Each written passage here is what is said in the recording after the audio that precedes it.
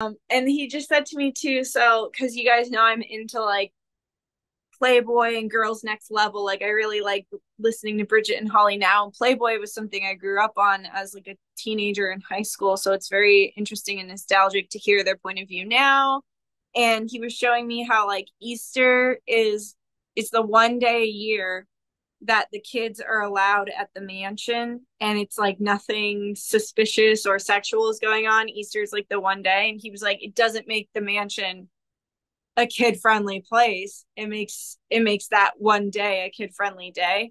So he was just kind of like acknowledging that sometimes families, they're just they're under the guise of being kid friendly. And even how you Teresa were speaking about like generations and generations of sexual trauma, it's the reality for most of us, for most of our families. um and I've heard this from immigrants as well, especially second or first generation immigrants, is that like it's almost even more prevalent in families like that, because it's like a lot of times the parents are working, and then the kids are left with a family member or they're left with each other, and it just goes awry. um but of course everybody can experience this. It's just something I wanted to acknowledge. um but anyway, so he was showing me this Easter basket of eggs, and it was like all these eggs were going in the basket. And he said, unfortunately, with your family, you have to put all your eggs in one basket. They'll always be your family. However, it doesn't mean you always have to interact with them.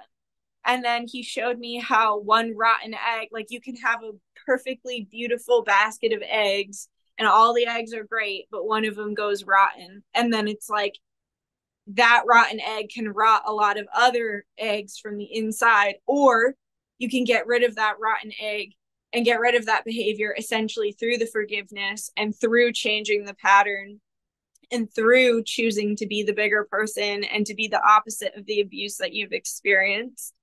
um, and you can prevent the entire basket from rotting. And then he was showing me as well that sometimes eggs get cracked, like with my relationship with my sister, but sometimes a chick comes out of the egg. So the egg, yes, it has to get cracked, but what comes out of it is new life. And then they said sometimes eggs crack and they just spill everywhere. So it was just showing me like a raw egg. And he was like, and it's okay to clean up that cracked egg and remove it from the basket. So essentially, like sometimes relationships get cracked beyond repair and there's nothing that can come from it other than a learning experience. But I just want to see if he has any tools or anything that he wants to suggest to us with healing.